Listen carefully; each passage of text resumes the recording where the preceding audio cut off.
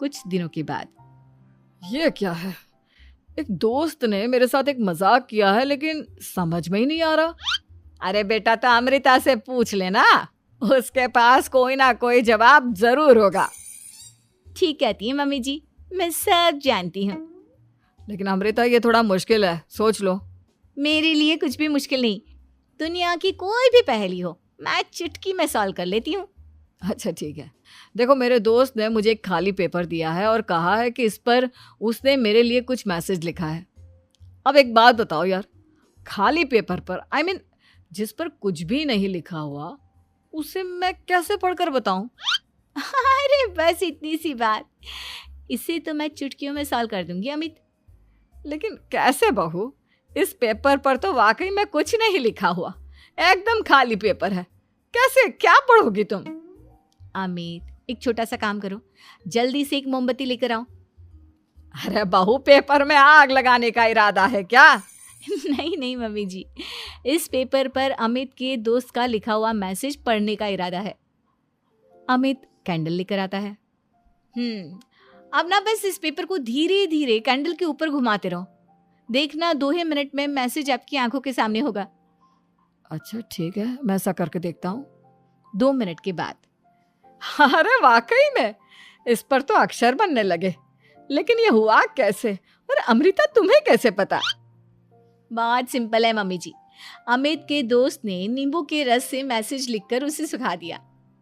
अब अगर मैसेज पढ़ना हो ना, तो पेपर को आग के सामने ले जाओ और लेटर्स अपने आप उभर कर आ जाते हैं। वाह बहू, लेकिन तुम ये सब कैसे जानती हो? अरे मम्मी जी, जब मैं छोटी थी ना, तो अपनी सहेलियों के साथ ऐसे ही गेम खेला करती थी। ये तो मेरे साथ कितनी बार हो चुका है, मुझे सब पता है। थैंक यू यार अमृता, तुम्हारी वजह से हमें कुछ भी सोचने की जरूरत ही नहीं पड़ती, तुम सब कुछ बता देती हो। कुछ दिनों के बाद सुमित्रा जी को अमृता के प्रेग्नेंट होने की खुशखबरी मिलती है और सुमित्रा जी अमृता को डॉक्टर के यहाँ लेकर जाती है।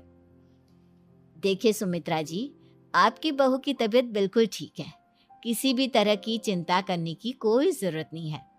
लेकिन हाँ, उनको आयरन वाली डाइट खाने की बहुत जरूरत है।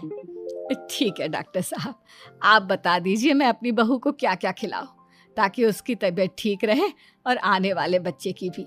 अरे मम्मी जी, इसमें डॉक्टर से पूछने की क्या जरूरत है।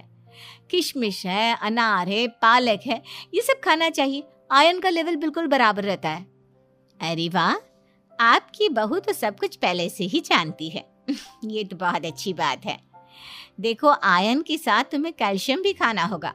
जानती हूँ मैं, अगर आयरन की खाली सप्लीमेंट लेते हैं और कैल्शियम नहीं लेते, तो बॉडी उसे अच्छे से एब्जॉर्ब नहीं कर पाती। सब पता है मुझे। बहू, ये भी मालूम है? हाँ मम्मी जी, आप तो जानती है ना, मुझे सब पता है। आपकी बहू की बातें सुनकर अच्छा लग रहा है। मुझे ऐसी बहुत कम लड़कियां मिलती हैं जिन्हें इतनी नॉलेज होती है, सारे सवालों के जवाब देती है। और हमारे इंडिया में तो वैसे भी हालात बहुत खराब है। बिल्कुल ठीक कह रहे हैं आप डॉक्टर साहब, लेकिन मैं उन लड़कियों की तरह नहीं हूँ। बहुत ख्याल रखती हूँ मैं हर चीज़ का। और जानती हैं आप, हमारे घर में तो किसी को किसी चीज़ के बारे में गूगल करने की ज़रूरत ही नहीं पड़ती।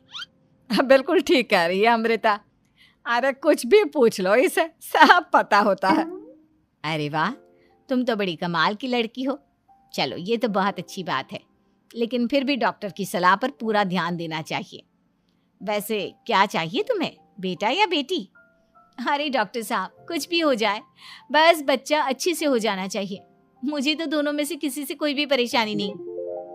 और सुमित्रा जी, आप? डॉक्टर मैडम, मुझे तो लड़के और लड़की में कभी भेद करने की आदत ही नहीं है। पोता आए या पोती, मेरे लिए तो दोनों एक बराबर है। सुनकर अच्छा लगा। वैसे आप जानती हैं, हमारे यहाँ पर तो लोगों को बड़ी बेचैनी रहती है ये जानने की कि पेट में लड़का है या लड़की, लेकिन विदेशों में ऐसा नहीं होता।